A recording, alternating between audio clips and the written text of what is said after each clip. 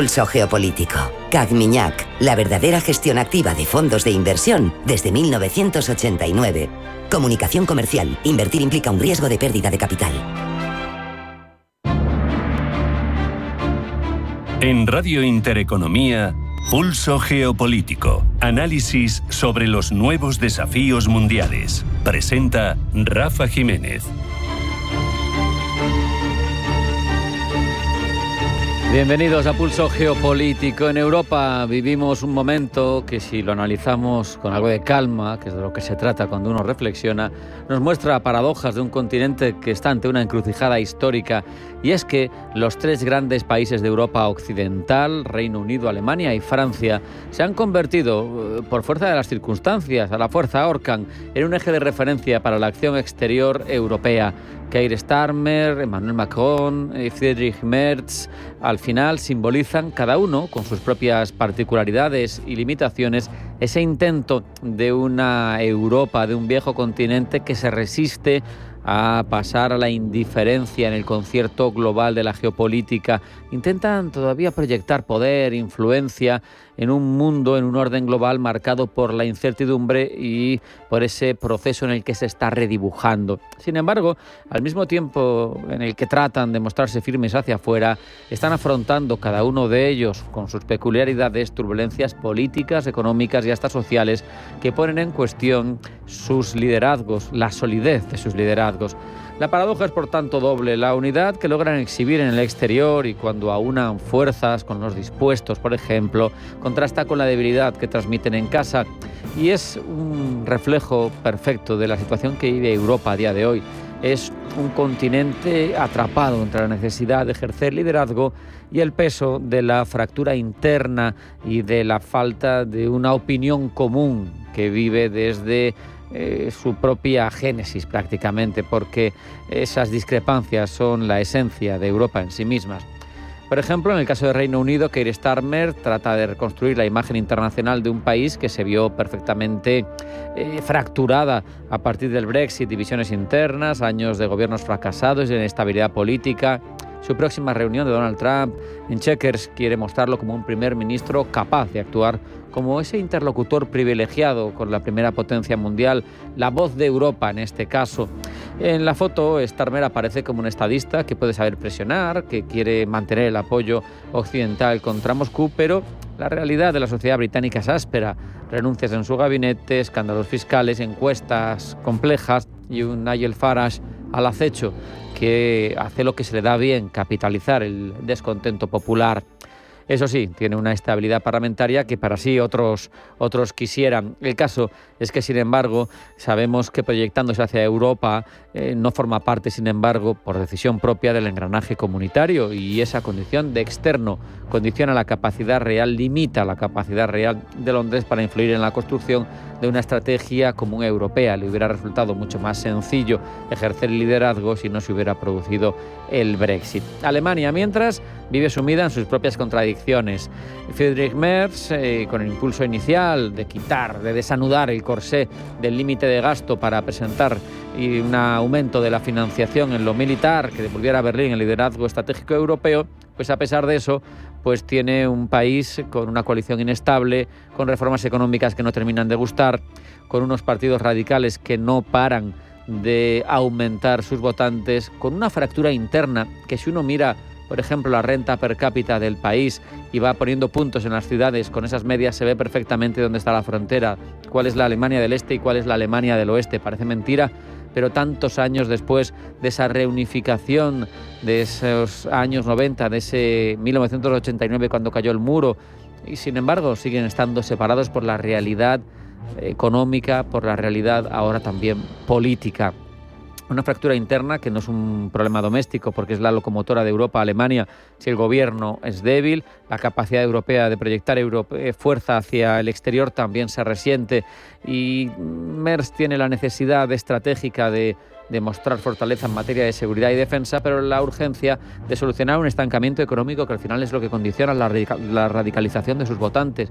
Y qué decir de Francia, donde sabemos Macron representa la versión más complicada y más difícil de esa dualidad entre una proyección exterior como potencia nuclear, como dispuesta a enviar soldados a Ucrania, como garante incluso de la estrategia en Asia-Pacífico, donde tiene esos territorios de ultramar, y una situación interna completamente fracasada ahora mismo, con un gobierno que acaba de caer, con complicaciones y gobiernos que no consiguen salir adelante, con una parte final de su presidencia de la República mucho más convulsa de lo que se esperaba, con coaliciones tan gráficas de ciudadanos que se autotitulan paremos todo, bloqueemos todo. Eso es lo que se vive dentro del país.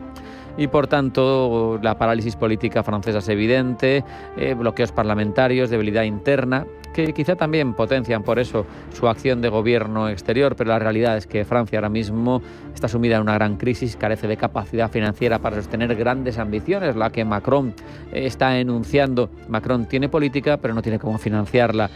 Al final, este triunvirato de líderes europeos del que hablamos se proyecta hacia el exterior de forma dominante, pero desde una base frágil, y parecen la metáfora perfecta de lo que le sucede a Europa en su conjunto. Los compromisos para aumentar el gasto militar, para sostener a Kiev con armas, con financiación, para explorar coaliciones que garanticen su seguridad, son logros que no deben subestimarse, pero la pregunta es cuánto puede durar esta comunión de intereses, porque cada uno de ellos tiene sus propios problemas, y la Casa Blanca ya ha dejado claro que su mirada se desplaza hacia China, la que identifica como su gran rival estratégico.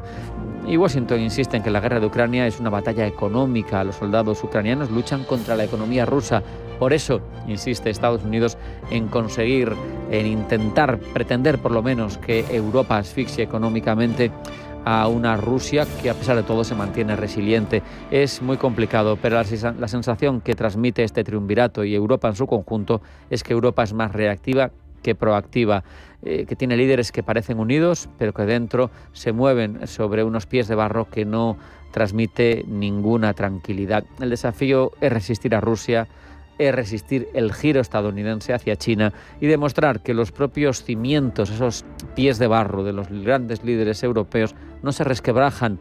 Y a todo eso, hacerlo en un mundo cada vez más competitivo, cada vez más fragmentado, y mientras se está cimentando un nuevo orden mundial en el que la fortaleza de Europa determinará si somos un invitado, un convidado de piedra, o si somos un actor protagonista.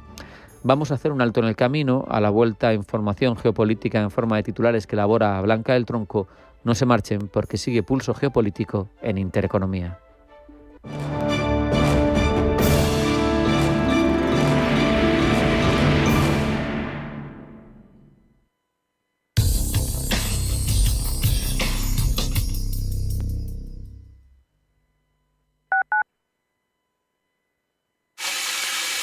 Este eres tú gastando agua. Y este eres tú lloviendo. Que llueva, que Y es que cada vez que ahorras agua, llueve un poquito. Tú puedes llover, yo puedo llover, todos podemos llover. Deja de mirar al cielo y empieza a llover un poco cada día. ¿Llovemos juntos? Canal de Isabel II. Cuidamos el agua. Geopolítica, mercados, bancos centrales. Los temas más candentes que impactan en la economía mundial están en Visión Global. Cada tarde de lunes a viernes a las 7 con Marta Isern. Visión Global. Marcamos la diferencia. Radio Intereconomía. Atención inversor, únete al club de inversión de Grupos Eneas. Estamos especializados en la compra, reforma y venta de inmuebles y otros activos, ofreciendo rentabilidades muy atractivas. Coinvierte con nosotros. 91 639 0347. Grupos Eneas, tu aliado en la inversión. Ven a probar el nuevo restaurante y bar de tapas Barbudo en Príncipe de Vergara 57. Disfruta de nuestras empanadillas caseras o de nuestro bikini de rabo de toro con queso y rúcula acompañado de una gran variedad de vinos por copas. Barbudo, calidad y tradición en pleno barrio de Salamanca. Reservas en barbudo.com o llamando al 614 28 10 71. En Radio Intereconomía te acompañamos donde tú quieras. Sintonízanos en directo a través de la radio, nuestra web, aplicación móvil o canal de YouTube. Si lo prefieres, también puedes encontrarnos en diferido a través de iVoox, Apple Podcast, Spotify y todas las plataformas de podcast. La mejor información económica en cualquier momento y desde cualquier lugar. Radio Intereconomía, siempre contigo.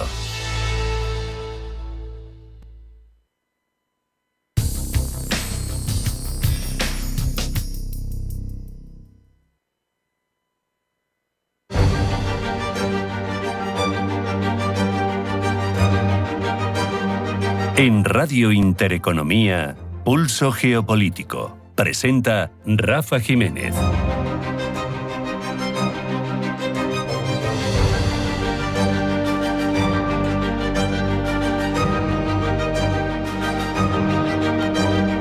Vamos ya con todas las informaciones de la jornada. Primero en forma de titulares que elabora Blanca del Tronco. Blanca, bienvenida, buenas tardes. Buenas tardes. La izquierda brasileña celebra la condena de Jair Bolsonaro. El expresidente brasileño ha sido condenado a 27 años de cárcel por liderar un golpe de Estado. La derecha brasileña ya se articula para buscar un candidato para las elecciones de 2026. El secretario de Estado de Estados Unidos, Marco Rubio, ha advertido de que Estados Unidos responderá a lo que ha denominado una caza de brujas contra Bolsonaro, mientras que el presidente Trump se ha declarado sorprendido por la condena. El FBI continúa investigando el asesinato de Charlie Kirk. El FBI ha identificado ya al presunto asesino del activista estadounidense Charlie Kirk a partir de las imágenes captadas tras el atentado que acabó con su vida de un disparo. A su vez, investigadores en Utah han recuperado el arma utilizada para llevar a cabo el atentado, un rifle de alta potencia. Este fue hallado en una zona boscosa donde había huido el tirador. Los investigadores han realizado casi 200 entrevistas mientras trabajan para llegar al fondo del asesinato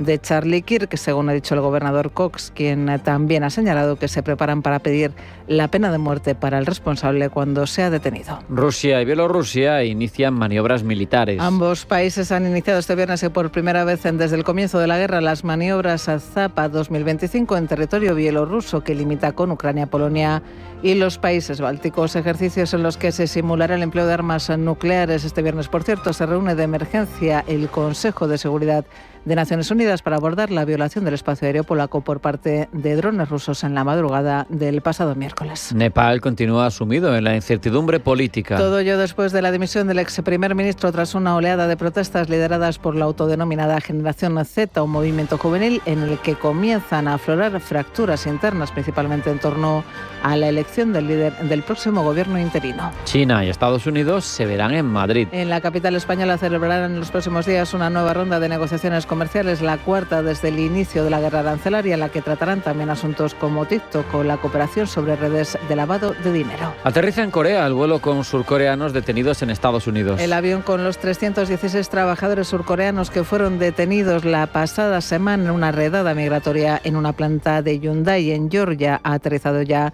en Corea del Sur tras un episodio que ha generado malestar público y dudas en las futuras inversiones del país asiático en Estados Unidos. El subsecretario de Estado estadounidense Christopher Landau se reúne hoy en Seúl con el ministro de Exteriores surcoreano, con quien abordará este asunto. Y en Estambul comienza el juicio contra Imamoglu. Al exalcalde socialdemócrata de Estambul, Ekrem Imamoglu, se le juzga por supuesta falsificación de diploma. Imamoglu, principal rival del presidente turco Recep Tayyip Erdogan, lleva encarcelado desde marzo y rechaza las acusaciones en su contra, atribuyéndolas a motivos políticos.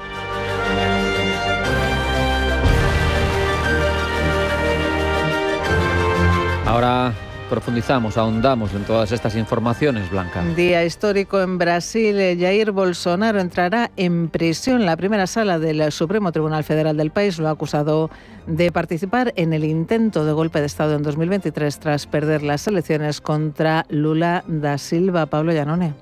De los 5 integrantes del órgano, 4 votos han sido favorables a la condena, acusándolo de los siguientes delitos: intento de abolición violenta del Estado democrático, golpe de Estado, organización criminal armada, daños a bienes públicos y al patrimonio protegido. Fixo a pena final para o réu Jair Messias Bolsonaro. Momento en el que el juez Alexandre de Moraes le comunica la condena de 27 años y 3 meses, de los cuales 24 años y 9 meses serán de prisión y 2 años y 6 meses de detención, además de 124 días de multa. Bolsonaro ha negado los cargos y se mantiene bajo arresto domiciliario. Se espera que solicite medidas cautelares que retrasen el cumplimiento efectivo de la condena mientras se tramitan los recursos. Entre tanto, desde Estados Unidos, Donald Trump, simpatizante de Bolsonaro y contrario al actual presidente Lula da Silva, se ha sorprendido ante la condena.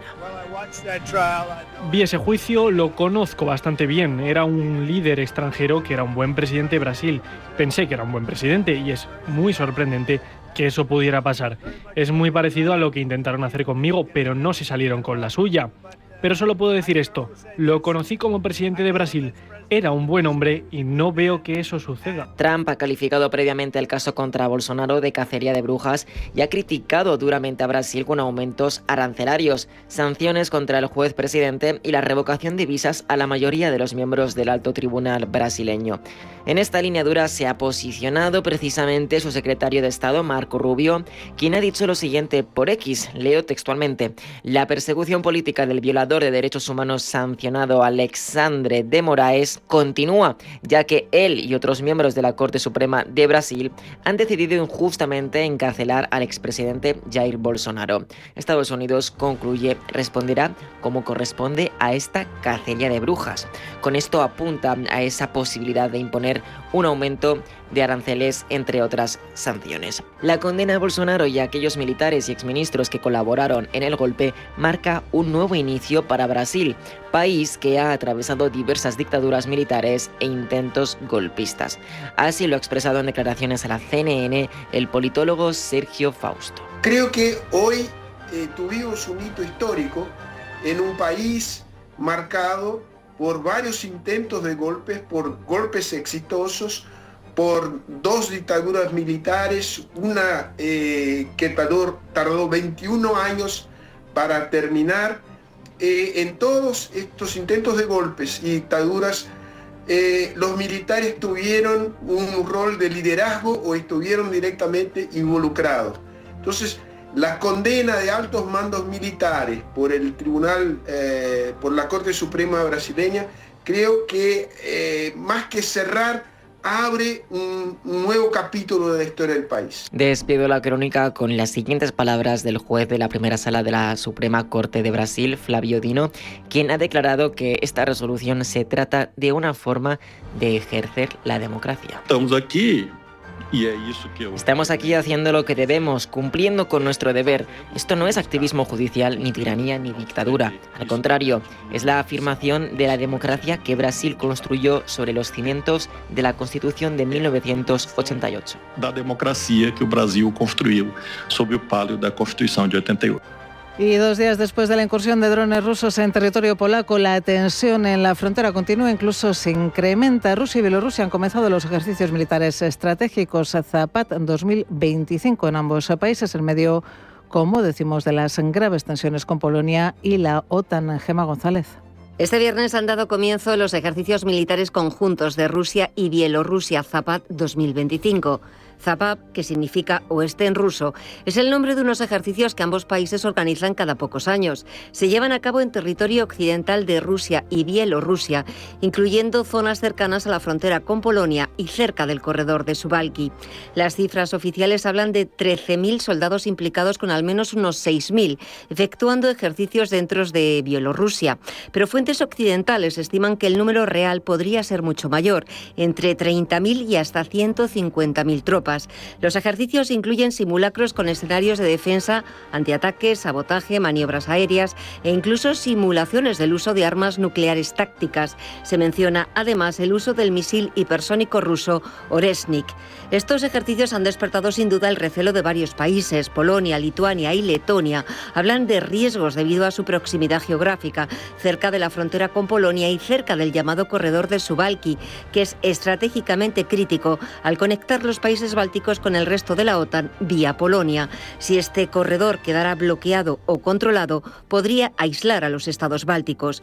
Los ejercicios tienen lugar además tras la incursión de 19 drones rusos en el espacio aéreo de Polonia, que fueron derribados, lo que ha aumentado la tensión. Polonia ha cerrado la frontera con Bielorrusia y ha movilizado unos 40.000 soldados en sus fronteras orientales. Rusia y Bielorrusia niegan que los ejercicios estén dirigidos contra ningún país en particular. Aseguran que se trata de ejercicios de rutina para mejorar la coordinación militar y la capacidad de respuesta. Moscú critica además la decisión de Varsovia de cerrar las fronteras y advierte de posibles consecuencias si no se revisa esa medida. Estaremos pendientes de esas maniobras militares. Polonia recuerda que anteriores versiones del Zapad han precedido movimientos de tropas que luego se han usado para operaciones ofensivas, por ejemplo, ataques sobre Ucrania desde Bielorrusia, lo que alimenta la desconfianza. Polonia, recordemos, miembro de la OTAN, y cualquier ataque directo o percibido podría desencadenar una respuesta en bloque o consulta con los aliados. Varsovia ya ha invocado el artículo 4 de la OTAN y se están convocando organismos diplomáticos como el Consejo de Seguridad de Naciones Unidas. Esta misma tarde, el secretario general de la OTAN, Mark Rutte, y el comandante supremo aliado de la Alianza Atlántica para Europa ofrecerán a partir de las 5 de la tarde una conferencia de prensa en la sede de la Alianza Atlántica. Y el bloque comunitario ha extendido sus sanciones contra Rusia. En una publicación en X, la alta representante de la Unión Europea para Asuntos Exteriores y de Seguridad, Kaja Kallas, ha detallado que el trabajo sobre el 19º paquete de sanciones se está ultimando. La Unión Europea, dice Kallas, está estudiando restricciones adicionales a las ventas de petróleo ruso, a los petroleros en la sombra y a los bancos. Seguiremos asfixiando, dice la jefa de la diplomacia comunitaria, el dinero para la guerra de Putin. El presidente ucraniano Volodymyr Zelensky, entre tanto, continúa insistiendo en que es necesario ejercer más presión sobre Moscú y privar a Rusia de su dinero y de sus recursos. Y visita del secretario del Tesoro, Scott Bessent, a Madrid. Está previsto que llegue este fin de semana como parte de un viaje que incluye también el Reino Unido. En Madrid podría reunirse con miembros del Gobierno, aunque esto no está aún confirmado. Con quien así se reunirá será con el viceprimer ministro chino He Lifeng, con quien abordará asuntos de comercio, economía y seguridad nacional. Discutirán además temas como TikTok y la cooperación en materia de lavado de dinero. Pero ¿en qué punto se encuentran las negociaciones comerciales entre los dos grandes bloques? Rubén Gil.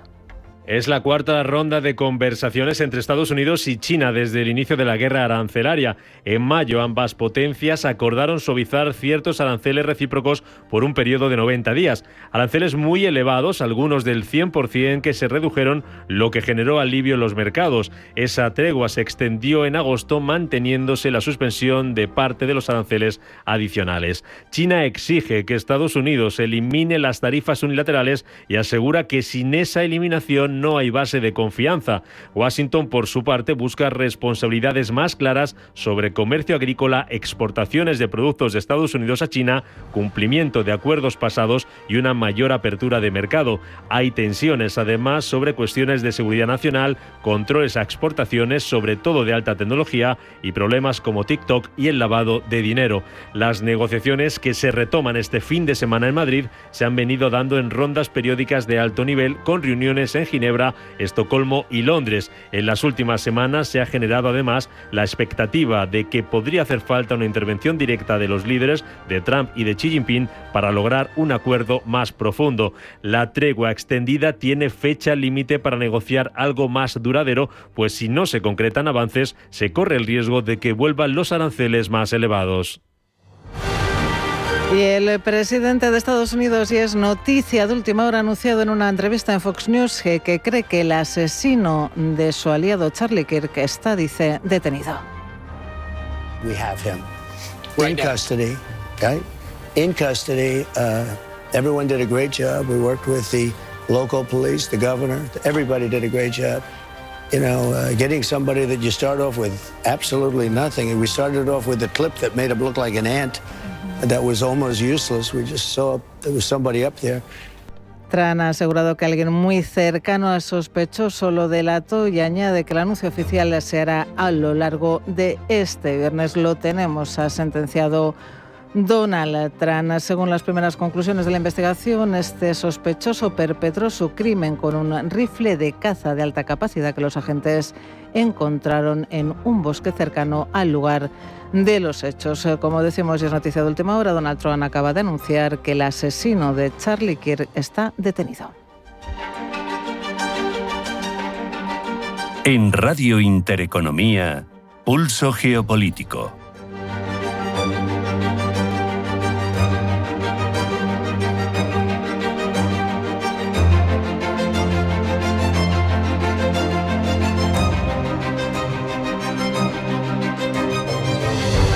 Antes de las entrevistas, ya lo saben, le damos un espacio a ese análisis de cabeceras internacionales para ver sesgos, para ver qué llevan en sus portadas, para ver cómo nos cuentan los asuntos más relevantes de la jornada. Un análisis que desarrolla Pablo Iannone y que leemos con la ayuda de Blanca. Comenzamos en el New York Times. La portada está encabezada por el siguiente interrogante, Blanca. ¿Cuál es la estrategia de Rusia contra Occidente? Artículo en el que el medio repasa sus especulaciones sobre lo que Moscú puede estar tramando con sus últimos movimientos. El rotativo considera que el Kremlin busca provocar lentamente una escalada y ver si el bloque occidental responde en algún momento dado. En Brasil, entre tanto, lo sabemos, se lo hemos contado, Jair Bolsonaro ha sido condenado a 27 años de prisión y el suceso, obvio, protagoniza portadas en Latinoamérica, donde encontramos distintos enfoques, diferentes matices. Desde Argentina, el medio Clarín ha informado sobre la sentencia con un enfoque en lo judicial, destacando los votos del Supremo Tribunal Federal y las reacciones políticas, pero sin un tono celebratorio, subrayando también las tensiones internacionales que genera el fallo. Desde Chile, el medio El Desconcierto ha presentado la condena como un hecho histórico y positivo, interpretándolo como una derrota del autoritarismo y un triunfo de la democracia frente a los intentos golpistas de Bolsonaro y sus aliados. Cambiamos de continente y de foco porque nos vamos a Asia. En la India, Times of India mira hacia las protestas que han asolado Nepal durante toda la semana. El medio aprovecha la ocasión para comparar la situación con sucesos similares en países vecinos, apuntando quizá a un posible patrón. En Bangladesh, en el año 2024, surgieron protestas de estudiantes que rechazaron un fallo judicial que anulaba el sistema de cuotas laborales para descendientes de combatientes de la independencia. Este movimiento escaló y proliferó, dice el medio, en universidades y calles, con choques contra la policía y partidarios del gobierno, convirtiéndose en un símbolo del malestar juvenil frente al desempleo y al autoritarismo. Otro suceso análogo al que alude el medio indio tuvo lugar en Sri Lanka, donde en el año 2022 hubo una movilización de amplias capas de la población contra la grave crisis económica, la corrupción y el nepotismo de la familia Rajapaksa. Las marchas masivas, la ocupación de espacios públicos y la presión sostenida tuvieron un efecto similar a las protestas en Nepal. El presidente del momento se vio obligado a renunciar y a huir del país. Esto, concluye el medio, marcó un cambio político drástico en medio del colapso económico. Seguimos, Blanca, en Asia. 2 días después de que Irán y Naciones Unidas hayan llegado a un acuerdo sobre energía nuclear, The Times of Israel nos cuenta que Teherán ha confirmado que hay material nuclear enriquecido bajo los escombros de las instalaciones afectadas en medio de la guerra contra Israel. Por esta razón, dice el rotativo israelí, el gobierno iraní ha adoptado medidas relacionadas con preocupaciones ambientales y de seguridad. Su intención es permitir las inspecciones de la ONU posibles cuando el terreno esté asegurado. Desde Qatar, Al Jazeera nos cuenta que la OTAN está en alerta ante el lanzamiento de los ejercicios militares Zapad de Rusia y Bielorrusia en esa frontera con Polonia. Las maniobras Zapad 2025, dice el rotativo catarí, se llevan a cabo mientras las fuerzas rusas continúan su lento avance en Ucrania e intensifican los ataques aéreos contra ciudades ucranianas. El Kremlin, por su lado, insiste en que los ejercicios se planearon mucho antes del incidente del dron. Ya vemos que la semana es agitada en Oriente Próximo también, especialmente después de que Israel atacase representantes de Hamas en suelo catarí. The Guardian nos cuenta que Israel ha reemplazado a Irán como la mayor amenaza de seguridad de los estados del Golfo. Así lo expresa el medio británico. Atacar la capital de Qatar, una rica monarquía del Golfo, socio de seguridad y aliado no perteneciente a la OTAN de Estados Unidos y escenario de minuciosas negociaciones entre Israel y Hamas. Instancias de Washington no es simplemente, dice el diario, otro asesinato selectivo. Representa un cambio fundamental. Los estados árabes ya no ven a Irán como el único desestabilizador principal de la región. Hoy también ven a Israel como desestabilizador. Y eso genera, a su vez, cambios, decisiones políticas y titulares. Al Jazeera mira hacia la cumbre árabe islámica que tendrá lugar la próxima semana con la intención, según el rotativo qatarí, de aprobar medidas concretas contra Israel. El objetivo, asegura el medio, es que sea un punto de inflexión dentro de la relación entre los países árabes e Israel. Cabe esperar, por lo tanto, medidas concretas a nivel diplomático similar a la ya adoptada por Emiratos Árabes Unidos, que ha prohibido a Israel participar en una exposición de defensa en Dubái prevista para noviembre.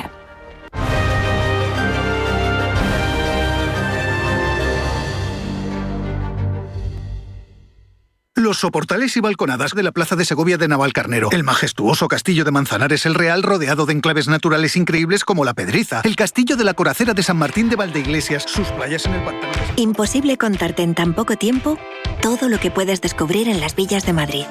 El mejor estilo de vida del mundo. Comunidad de Madrid. Tengo 25 años y me siguen llamando ¡Vicentín! No me molaba mucho, hasta que descubrí las ventajas de ser Jovenin. Bizum para todo. Viajas con descuentazos y sin comisiones por cambio de divisas. Y pilla chollos en Marcastop. Ser Jovenin renta. Caja Rural de Zamora. Gente como tú. Los viernes a las 10 de la noche nos visita un gato. El Gato Gourmet. En Radio Intereconomía, Andrés Sánchez Magro presenta una guía semanal gastronómica, enológica, de restaurantes, literaria, musical y con todos aquellos ingredientes para cocinar la buena vida. El Gato Gourmet, con el patrocinio de Marqués de Riscal, los viernes a las 10 de la noche en Radio Intereconomía. Si tu pasión es la caza, sueñas con el sonido del río mientras lanzas tu caña o simplemente disfrutas del campo y la naturaleza, este es tu programa. Caza, pesca y naturaleza. Todos los sábados y domingos de 7 a 8 de la mañana en Radio Intereconomía. Coordina Marcos Ruiz.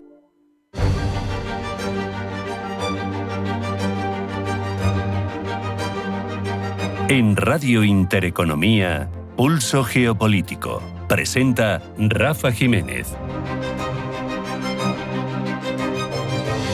Rusia, lo sabemos, condiciona toda la geopolítica del viejo continente desde hace ya unos años. Interesa a los actores alrededor saber, entender el por qué toma las decisiones que toma el Kremlin y cómo considera el entorno próximo, pero fuera de las fronteras de Rusia, el Kremlin. Ese concepto de Ruski Mir, el llamado mundo ruso, uno de los pilares ideológicos que lo justifica, bajo apariencia de comunidad cultural, espiritual, todos esos pueblos eslavos y comunidad de tradición ortodoxa que son enarbolados como concepto por parte de el gobierno de Vladimir Putin para hablar de influencia necesaria de Rusia, de supervisión necesaria de Rusia. Y claro, esto nos lleva a preguntarnos hasta qué punto se habla de una identidad compartida, de una construcción geopolítica, de un interés genuino o espurio, y de todo ello vamos a hablar durante los próximos minutos con Antonio Francisco Rando Casermeiro, jurista e historiador. Antonio, bienvenido, buenas tardes. Hola, buenas tardes, gracias por invitarme. La invasión de Ucrania, como apuntaba al comienzo, se ha justificado, entre otros asuntos, por la narrativa de la fraternidad eslava, la unión de un mismo pueblo. ¿Hasta qué punto estás de acuerdo en que eso es no tanto una tradición de largo recorrido, sino un constructo político reciente? ¿Cómo funciona esa idea en la cohesión interna de Rusia? Bueno, en primer lugar, la presentación que has hecho lo considero una definición bastante sintética de lo que más o menos es eso. Bueno, a ver, el concepto de Ruski Mir, bueno, Mir en ruso significa también paz, ¿no? Es curioso, ¿no? Uh-huh. Putin busca la paz, seguro que eso en ruso suena mejor, ¿no? Es una especie de proyecto, le llaman neoimperialismo, un proyecto civilizacional que pretende, pues simplemente contraponerse a Occidente. Por ejemplo, puedo hablar de democracia soberana. Es una forma de Putin de decir, oiga, nosotros también somos democráticos. Ustedes nos imponen los derechos humanos, la libertad de prensa, pero bueno, es que esto es nuestra forma de ser democráticos, ¿no? Y Occidente no tiene por qué imponernos esta forma. Es también una contraposición, un proyecto que nace como contraposición a Occidente. En cuanto a los elementos que tú me nombras, ¿no? Aspecto civilizatorio es correcto, pero en el sentido que voy a explicar ahora, ¿no? Eslavo no es tan eslavo como una civilización en torno a Rusia. En ese sentido, el Ruski Mir, yo diría que los antecedentes pueden venir un poco de la Tercera Rusia. La Tercera Rusia es, la primera fue Roma, la segunda fue Constantinopla, y la tercera, cuando cayó Constantinopla, en 1492, sería pues Rusia, ¿no? Es decir, la corona ecuménica pasa a Rusia. Entonces, es un proyecto que es soft power, es poder blando, que busca recuperar. Hay una serie de círculos concéntricos, busca recuperar el poder de Rusia. El primer círculo sería, Rusia, Ucrania y Bielorrusia, como platos fuertes de esas minorías, ¿no? El segundo serían la excurs con esa historia compartida que tú nombras, y la lengua rusa como articulante. Tienen otras lenguas, pero la lengua rusa sería el articulante. Y en tercer lugar, las diásporas. En cuanto a historia compartida, yo he estudiado bastante el caso de Serbia, pero puede también hablarse o predicarse a otras realidades. Rusia insiste en una historia compartida, común, que nos une, siempre nos ayudamos. Por ejemplo, en el caso de Serbia, ¿no? En el que Dugin, uno de los teóricos del Ruski Mir actuales, tiene mucho predicamento, habla de que siempre somos hermanos, siempre hemos estado así, buscando protegeros, siempre hemos acudido cuando nos ha hecho falta. Luego, yo tuve ocasión de estudiar en un momento dado que no era tan así, que Rusia utilizaba, en este caso, a los serbios o a los hermanos eslavos. Es decir, esta es otra proyección del mundo ruso. Primero, rusos y después hermanos eslavos, que hablan idiomas similares, ¿no? Uh-huh. Esta proyección que extrapola a Serbia, yo pude darme cuenta de que era falsa. No hay una historia compartida ni una historia de ayuda mutua, de hermano que siempre está ahí. Es más bien un padrino, ¿no?, que un hermano mayor, o un hermano mayor abusivo, por así decirlo, ¿no? Sí. Tú tienes un documento precisamente con ese término, ¿no? Los constructos políticos del mundo ruso y la fraternidad eslava, sí, a la luz de la invasión de Ucrania del 22, el caso de Serbia. ¿Qué papel juega esa dicotomía que tú apuntabas en tu respuesta anterior, ¿no? Ese demonizar a la civilización occidental, que se percibe como corrupta, como decadente, con la civilización rusa? Porque al final viene a ser concomitante también, incluso con argumentos como la lucha contra el wokismo que se da en otras zonas del mundo. Entonces, al final, no sabes muy bien hasta qué punto es algo novedoso, hasta qué punto es precursor, porque claro, él lo viene haciendo, Putin y Rusia, Dugin, etcétera, desde hace mucho más tiempo.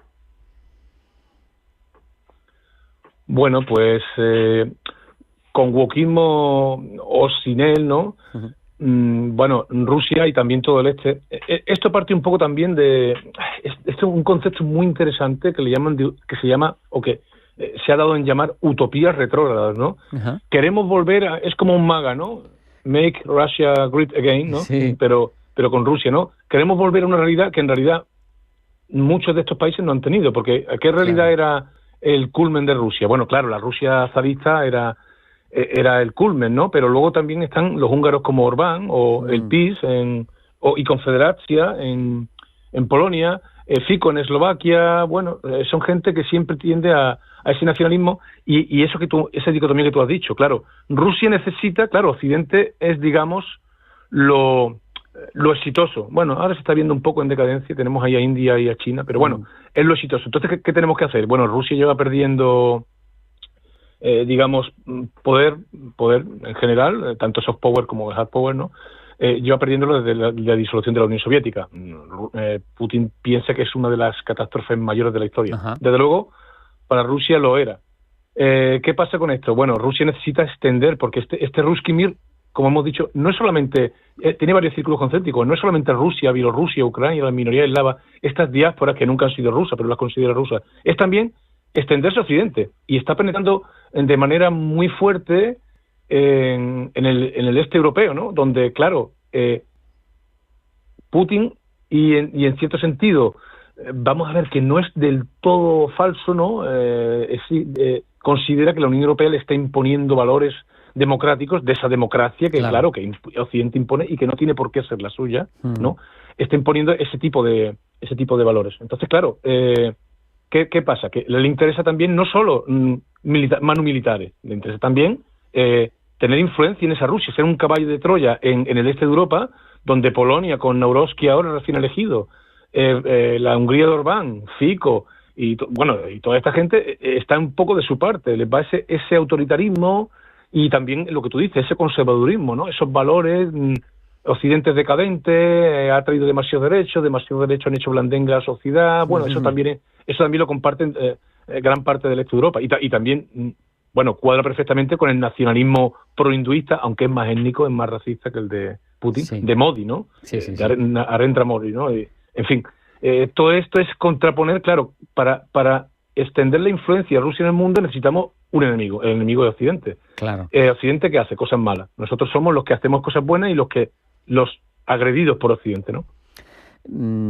Aprovechando que has estudiado mucho esos espacios postsoviéticos, pero más bien en la zona de los Balcanes también, yo quería preguntarte, ahondando en ello, ahí les va a costar, ¿no?, tener esos apoyos que, por ejemplo, resultan más fáciles con las dependencias energéticas que vienen, por ejemplo, en Hungría o en Eslovaquia, porque, claro, tradicionalmente, si nos remontamos, aunque hubiera una comunión, estar en la misma zona del telón de acero, pero la antigua Yugoslavia siempre tuvo su aquel, ¿no?, con la Unión Soviética, o por lo menos, si nos remontamos a Tito, no sé cómo sería Serbia en concreto, pero hubo unas ciertas fricciones, ¿no? Bueno, totalmente de acuerdo con lo que se ha dado en llamar el chantaje del gas. Bueno, Moldavia va siendo objeto de chantaje desde mínimo 2006. De hecho, en 2006, eso afecta a España, ¿no? Indirectamente, de rebote, ¿no? Desde 2006 se vio que Rusia era capaz de chantajear energéticamente a Europa, y hubo una oportunidad fallida de hacer un proyecto europeo alternativo al gas ruso. De hecho, se barajaron 2 proyectos entre Francia y España, y Francia se opuso. Si fijémonos las connotaciones geoestratégicas que llegan hasta la península, ¿no? Uh-huh. Orbán, Fico en Eslovaquia, Polonia, que es un país además muy carbonizado, todos estos países dependen del gas y están diciendo que sí, que Occidente está muy bien, pero que el gas está barato y está muy bien. Lo que tú decís de Tito, bueno, Tito y Rusia no se llevaron muy bien porque Rusia era un poco, era la espina socialista, era socialista, pero no quería plegarse a los dictadores rusos. De hecho, se dice que una de las causas, digamos una de muchas, ¿no?, multicausal, que precipitó también la caída de Yugoslavia fue las defensas territoriales que cada república tenía por sí, y pensada para una eventual invasión soviética que pudiera descabezar el Estado. Entonces, bueno, claro, en este sentido, Yugoslavia se cuidó muy bien de cultivar a Occidente y a Rusia. Luego sí, es verdad que cuando murió Stalin hubo un acercamiento, pero no olvidemos que Yugoslavia, si sobrevivió Yugoslavia fue por los préstamos occidentales, no rusos, ¿no? Con Serbia en concreto, parte de Yugoslavia, hubo con Rusia más que un rifirrafe. Se dice que tras Polonia, Hungría, todo el mundo pensaba que serían ellos, que Stalin tenía en mente invadir Yugoslavia después de la Segunda Guerra Mundial, luego vino Corea, se pospuso, bueno, pero sin embargo, Dugin y compañía siguen muy, muy, muy presentes, y de hecho lo que tú has mencionado en Bosnia, Dodik, del que hemos hablado en este programa, he tenido la ocasión de hablar en este programa, dice Guskova es una de las, Yevgenia Guskova creo que es junto a Dugin es uno de los máximas ideólogas, y ella sostiene que Dodik es un político muy valiente porque dice no a Occidente. Vamos a fijarnos que no sé si tiene mucha oportunidad de meterse, pero está logrando un caldo de cultivo. Por ejemplo, a Dodik le conviene mucho más ponerse al lado de Rusia que ponerse al lado de la Unión Europea, porque la Unión Europea es el actor que quiere exterminar a los serbios de Bosnia. Bosnia es una construcción europea, como Ucrania también es una construcción occidental, etcétera, etcétera, ¿no? Entonces, bueno, y también la narrativa nazi. Los ucranianos son nazis, y también Vučić en Serbia sostiene que los que no están contra él son Ustaša, los antiguos fascistas croatas. Todo está, digamos, interconectado y ya hemos visto que llega a España, ¿no? Sí, tremendo. Cómo se relaciona todo. Antonio, volviendo a Arcadia maravillosa, esa utopía retrógrada que mencionabas. Para terminar, te pregunto, es opinión, pero me interesa tu opinión, que es cualificada.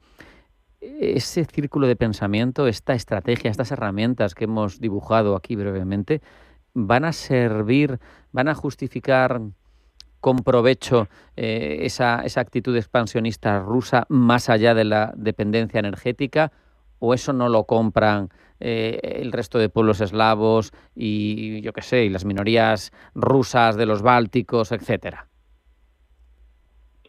Bueno, sí, como tú has dicho, me voy a mojar, pero no me responsabilizo de mi opinión. Bueno, es opinión. Bueno, vale. Sí, exactamente. Bueno, a ver, yo pienso que esto a lo mejor se dice que geoestratégicamente la invasión de Ucrania es una tontería, por así decirlo, pero lo que está claro es que va a servir de aviso.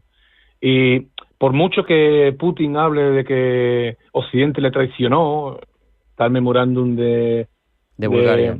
De Bulgaria o Budapest, de los dos, hay dos, porque hay una expansión de la OTAN en Bucarest y un memorándum de Budapest. O sea, y hasta de Helsinki de 75. Todos dicen que cada uno podía hacer lo que le diera la gana. Entonces, claro, bueno, no sé si va a servir, no creo que vaya a conseguir un proyecto civilizatorio como ellos piensan, pero lo que está claro es que les va a servir para mandar un aviso. Todos tienen su proyecto civilizatorio. Turquía tiene el Consejo Túrquico y está metida con Kazajstán. Sí, que, bueno, yo que vivo en Alemania he podido comprobar que se entiende. Claro. Se entiende perfectamente. Entonces ahora, claro, ¿qué pasa con los uigures? Bueno, son medio túrquicos, oiga, ¿usted por qué? Pero bueno, yo pienso que como amenaza y como aviso, más de uno se lo va a pensar. De hecho, la invasión de Crimea y la desestabilización del Donbass, que todo el mundo dice, no, es que esto fue nazificación. No, eso fue un aviso porque Poroshenko, el anterior a Zelensky, se acercó a la Unión Europea, hizo un acuerdo de estabilización con la Unión Europea, cooperó militarmente con la NATO, dijeron, bueno, pues esto hay que mandar un avisito y si no funciona... No comparto la narrativa de que están provocando a Rusia, porque evidentemente Estonia, Letonia, Lituania y todos los países que estuvieron bajo el este no quieren ver a Rusia ni en pintura, porque ya han tenido bastante, pero es un constructo, como he dicho, es un constructo legitimatorio, claro. Si digo voy a invadir Rusia porque me parece bien, pues bueno, siempre hay que tener una estructura, un constructo legitimatorio detrás. Entonces yo pienso que es un buen aviso y un aviso para navegantes que yo pienso que se van a volver se lo van a pensar. De hecho, Gorbachev habló con James Baker en el 90, oiga, ¿por qué no nos integramos en la OTAN? Podemos colaborar en vez de ser enemigos.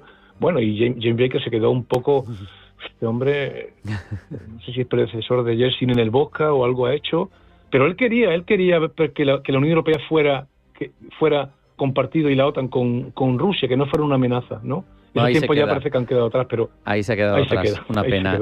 Antonio Francisco Rando Casermeiro, jurista, historiador, como siempre, un placer hablar contigo. Un abrazo. Hasta la próxima. Igualmente, un abrazo. Hasta la próxima, hasta luego.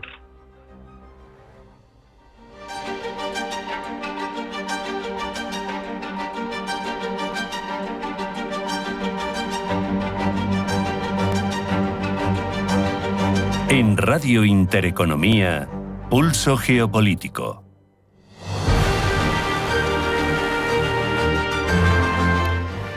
Nos vamos a Asia, a Nepal en concreto, un país de apenas 30 millones de habitantes, encajado entre dos gigantes como India y China y que atraviesa un nuevo periodo convulso, con disturbios, los hemos estado contando de las últimas semanas, que no son sin embargo hechos aislados, son la expresión de tensiones sociales, económicas y políticas agravadas por una fragilidad institucional y sobre todo por presiones externas, porque Katmandú, Nepal, vive encajada como una cuña entre dos grandes potencias mundiales y eso, sin duda, es una de las claves que condiciona su realidad, lo que pasa en Nueva Delhi, lo que pasa en Pekín.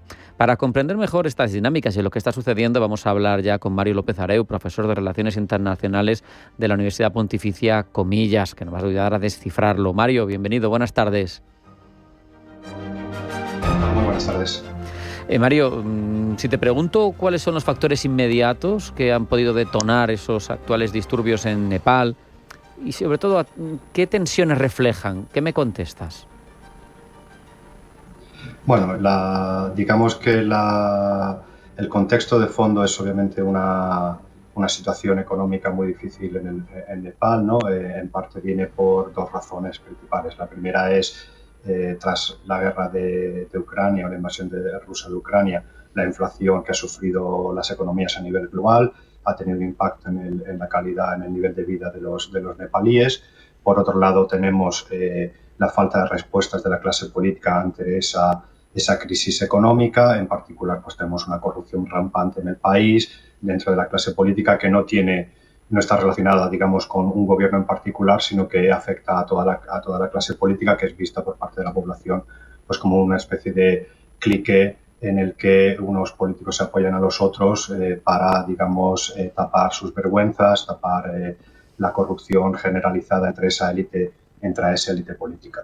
Mientras la élite política, digamos, se beneficia, ¿no?, del control del poder y mantiene un nivel de vida alto, y aquí sobre todo se ha hablado mucho del nepotismo, ¿no?, del alto tren de vida de los hijos de esta clase política, pues la población en general se ve abocada o a una situación de pobreza o de falta de poder adquisitivo en el nivel doméstico, o se ve empujada a migrar para trabajar en países extranjeros, ¿no? Hay que pensar que alrededor de unos 3,5 millones de nepalíes, que es un 15% de la población, vive fuera de Nepal trabajando, ¿no? Un 28% del PIB de Nepal proviene de las remesas de estos migrantes, ¿no?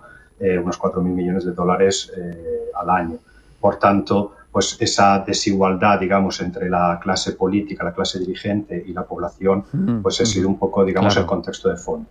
¿Qué es lo que crea el estallido? Sí, pues, perdona. Sigue, perdona, que te he cortado. Y lo que da el estallido, digamos, esto es un poco la marea de fondo, lo que da el estallido es el bloqueo de las redes sociales por una ley del gobierno que acaba de decaer, en el que pues se bloquean la gran mayoría de las redes sociales, WhatsApp, Facebook, LinkedIn, etcétera, y que la población, sobre todo lo que se ha llamado la generación Z, ¿no?, pues que son obviamente adeptos a estas redes sociales, pues lo que han hecho ha sido, digamos, ha sido un poco el estallido final, pero trae esa marea de fondo.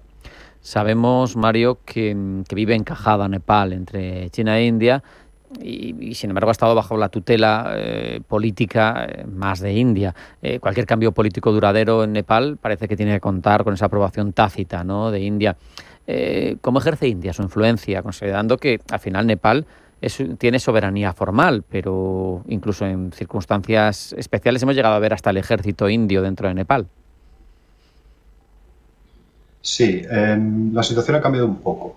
Hay dos elementos a tener en cuenta. Históricamente es cierto que India ha sido obviamente es la potencia hegemónica en el sur de Asia, en el subcontinente indio y el Océano Índico, y por tanto Nepal ha estado dentro de su esfera de influencia, ¿no? Pero obviamente Nepal, pues al norte, tiene a otra gran potencia como es China. La tradición en Nepal siempre ha intentado ser, es más, Nepal es un país oficialmente no alineado, de intentar mantener pues un poco una equidistancia o un uso de usar a India contra China, China contra India, de manera de intentar mantener una cierta autonomía en su toma de decisiones, ¿no? Aún así, pues los lazos históricos, la geografía hacen que con India Nepal siempre haya tenido una relación más potente. Pero esto ha cambiado mucho en los últimos años, y el primer ministro que ha caído en esta última revuelta, KP Oli, era muy cercano a China, ¿no? Entonces ha habido un cierto giro, es decir, Nepal en los últimos años, sobre todo tras el boicot de India el boicot informal de India a Nepal tras la promulgación de la Constitución de 2008, ha dado un giro, digamos, anti-indio dentro de la población y un acercamiento mayor hacia China. Habiendo dicho esto, hay que pensar que esta crisis en Nepal no es la primera de los últimos años en el subcontinente indio. Tuvimos la de 2022 en Sri Lanka, en 2024 en Bangladesh. Por tanto, yo creo que ahora mismo tanto India como China, pero particularmente India, están muy preocupados de no verse como contrarios a las aspiraciones populares de la población nepalí, de la misma manera que ocurría en Sri Lanka y en Bangladesh. Es decir, esas son revueltas, incluso se ha hablado de una primavera en el subcontinente indio, similar a como se habló en su momento de una primavera árabe, y aquí India y China no quieren ser vistos como ir en contra de los deseos de las poblaciones locales, porque eso podría, llegado el momento, ir en su contra si se consolidan gobiernos, digamos, diferentes a lo que ha sido el statu quo en estos países hasta ahora. ¿Podemos convenir en que China sigue apostando por la geoeconomía más que por otros elementos a través de ese deseo de influir, que lo tiene, pero proyectos de infraestructuras, sus rutas comerciales, y es de una manera más, como digo, más geoeconómica que de imposiciones?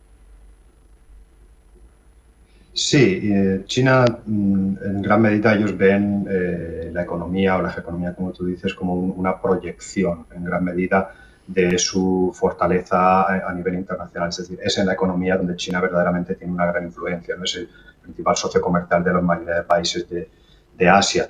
A esto va unido, por ejemplo, el que Estados Unidos, bajo la administración Trump, ha reducido o cancelado directamente mucha de la ayuda al desarrollo, de la que Nepal es muy dependiente también. Entonces, con esa pérdida de influencia estadounidense, de ese dinero estadounidense, pues China se convierte obviamente cada vez más en tener un peso mayor a nivel económico. India también lo tiene, pero China está buscando ampliar, ¿no? Y Nepal ha sido uno de los últimos países en Asia en firmar un memorando de entendimiento con la iniciativa de la Ruta y la Franja, o la Franja y la Ruta china, ¿no? Hace muy poco, bajo el gobierno de Oli, ¿no? Como decía, un gobierno más pro-chino que pro-indio en ese sentido. También se me viene a la cabeza ahora, Mario, el proyecto de ferrocarril entre Katmandú y el Tíbet, que también le puede focalizar más y abrir más otras posibilidades. Pero la pregunta para terminar es si tú ves que esta crisis, que tiene tantos factores y que obedece a una situación compleja de fondo, podría terminar desencadenando una guerra civil de nuevo. El conflicto maoísta duró una década.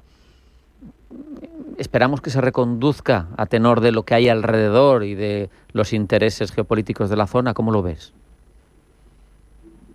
Sí, es complejo. Yo verdaderamente me ha sorprendido mucho el nivel de violencia o la intensidad de la violencia estos últimos días en Nepal, porque incluso en la Revolución Democrática de 1990, cuando llegó la democracia a Nepal, incluso durante la Guerra Civil y la Revolución 2006, cuando decayó la monarquía, hubo violencia, pero no una violencia de tanta intensidad, ¿no? como la que hemos visto ahora. Verdaderamente el problema que tiene ahora mismo Nepal es que hay un vacío de poder, es decir, el primer ministro básicamente sale corriendo, hay un presidente, pero que es una figura ceremonial y que además es percibido por los propios manifestantes como parte de esa clase política que es parte del problema. El ejército ha entrado principalmente a pacificar las calles, no se le ve que tengan visos de querer tomar el poder a largo plazo, se ve más como una función, digamos, de transición. Ahora mismo, ¿cuál es el gran problema? Es que esta generación Z, es decir, estos jóvenes que se han manifestado y que han dado lugar a la caída del gobierno, no tienen un liderazgo claro, no están organizados de manera clara, no hay unos interlocutores claros y, por tanto, es difícil ver quiénes serían un poco las personas que se sentarían a negociar. Habiendo dicho eso, se está llegando a un cierto consenso entre los manifestantes y el ejército y la presidencia de proponer a la que fue presidenta del Tribunal Supremo del país, a Sushila Karki, como una primera ministra interina que daría pie pues, a unas elecciones, ¿no? Unas elecciones generales que renovasen el gobierno. Esta sería la solución más pacífica. Lo importante en este momento sería que se convoquen esas elecciones y la siguiente pregunta sería la que tú planteas, que es si India y China buscarían de alguna manera influir en qué partidos políticos puedan ganar esas elecciones, porque no es lo mismo que ganen los partidos que tienen una tendencia más pro-China que aquellos que tienen una tendencia más pro-India, es decir, el Partido Comunista más cercano a China, el Partido del Congreso. Con esa reflexión nos vamos a quedar porque se nos va el tiempo. Mario López Areu, profesor de Relaciones Internacionales en Comillas, muchas gracias, un abrazo, hasta la próxima. Muchas gracias, buenas tardes. No hay tiempo para más, hemos apurado al máximo esta edición de Pulso Geopolítico. Sean felices, pasen buena tarde y sigan con nosotros.